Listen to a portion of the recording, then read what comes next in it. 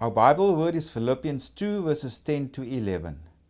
That at the name of Jesus every knee should bow, of those in heaven and of those on earth and of those under the earth, and that every tongue should confess that Jesus Christ is Lord, to the glory of God the Father.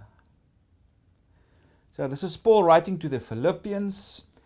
And there's debate when and where Paul wrote this from. Some say it was written from Ephesus when he was maybe imprisoned there. That was around 54, 55 AD.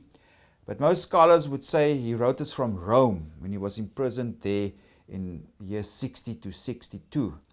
That we can read about at the end of Acts, where Paul makes his journey to Rome and he spent there a period for 2 years in prison. And Paul is writing to the Philippians for various reasons, and also to say, thank you for this gift that you've sent me while I'm in prison. And Paul was very fond of these Philippian Christians, and they also had a very close relationship with him, and they supported him in his troubles, and also during his time of being under house arrest in Rome.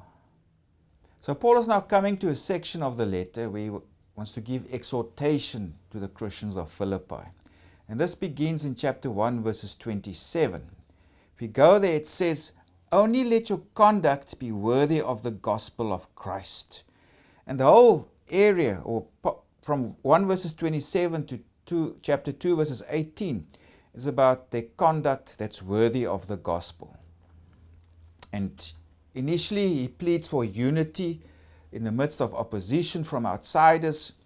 But this whole area, if we break it down, it's in verse 27, he says there, let your conduct be worthy of the gospel. And then in chapter 2, verses 1 to 4, he gives us exhortation for unity and mutual consideration.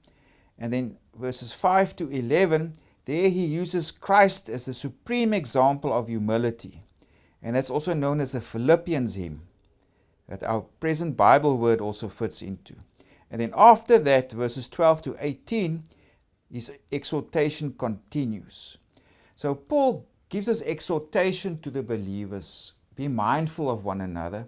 And in the midst of that, he gives Christ as the supreme example of mindfulness, of considering the other. If we go to chapter 2, verses 4, Paul says there, let each of you look out, not only for his own interests, but also for the interests of others. In other words, have a regard for others, how your behavior, your attitude towards them. And then Paul now in the Philippians hymn, he gives Jesus as the example. And there are a few of these hymns in the New Testament. And of course, they're not hymns like we know it. Hymns back at this time, they were more like creedal statements, or they contained dogmatic content. In other words, this is what we believe. This is the truth.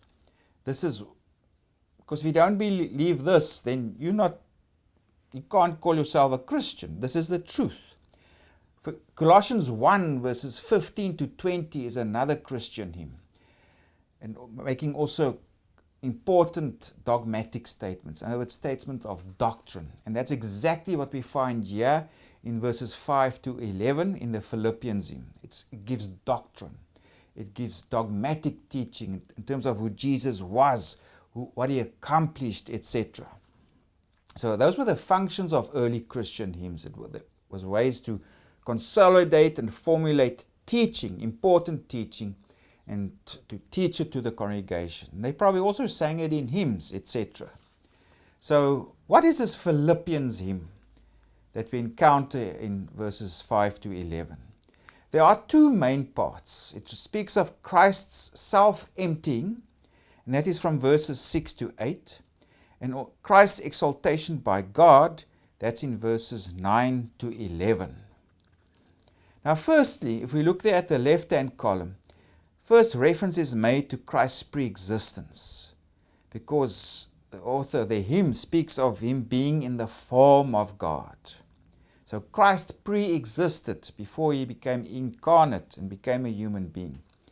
And then also those verses 6 to 8 focus on what Jesus did. his own actions. And what it refers to there in the verse is that Christ emptied himself. Although he had pre-existence, he existed in the form of God, he emptied himself. In other words, to become a human being.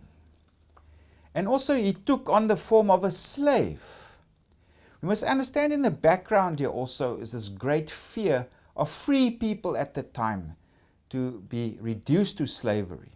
In the ancient world, you could become a slave if a foreign nation came and invaded you and they took you captive and they then could sell you off as slaves. You could enslave yourself to pay off debt, but for a free person it was a horrible thing to be enslaved, and because it meant you lost control over your body, over your person.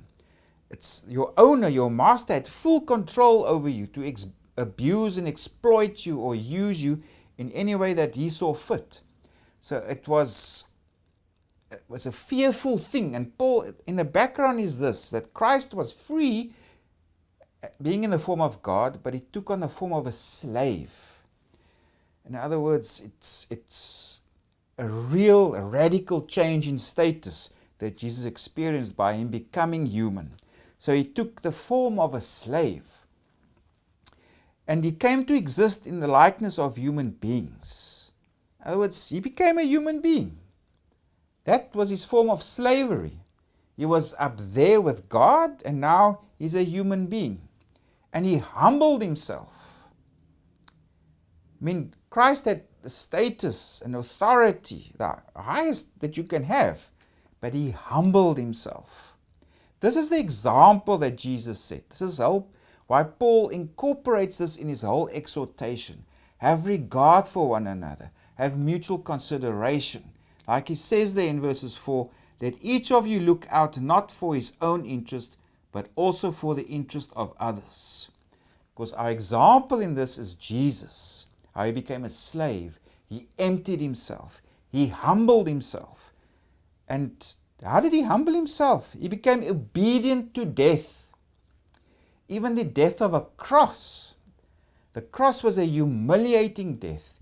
The person who was crucified is humiliated, disgraced, without honor. A complete loser, a nobody. That's what people would have regarded Jesus being crucified. So he was the highest position, and now he became nothing. By becoming human, emptying himself, even dying on a cross, the shameful death of the cross. And this is what Jesus did. Out of his own free will, that's what Christ or the Son of God chose to do. And now the hymn changes its focus because of what Jesus did voluntarily. Now it focuses on what God did. God's now the subject. And it explains that God exalted Jesus to the highest place of honor. And also that he gave him the name Lord. Now Lord, in the Old Testament, especially the Greek translation of the New Testament, it was used to refer to Yahweh. So wherever Yahweh was used in the Hebrew Old Testament, it was translated as Lord in the Greek translation of the New Testament. So that was the name for God, especially for Jews and Jewish Christians. When they read the Septuagint, in other words, the Greek translation of the Old Testament, when they read Lord, Kyrios, it referred to Yahweh, in other words, God. And this is the name that God the Father gave Jesus. He's the Lord. He's highly exalted now. And when we come to our Bible verse, that at the name of Jesus, every knee should bow, of those in heaven, and of those on earth, and of those under the earth, and that every tongue should confess that Jesus Christ is Lord, to the glory of God the Father. So in other words, Jesus is exalted to the highest place of honor because he abased himself, he emptied himself. God exalted him again. And everyone will give him homage. Human beings, angels, whether they are celestial or terrestrial or under the earth, whoever you are, The Greek actually says they will bend the knee. In other words, they will give homage to Jesus and recognize Him as Lord. Whether they do so willingly or unwillingly, they're going to do so, because this is a state of affairs. This is what is true.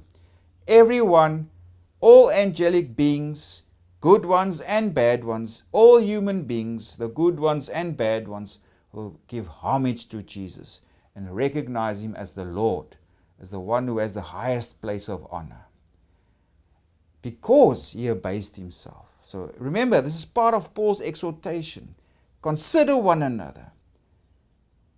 Because we have Jesus as our example, the supreme example of humility is Jesus Christ.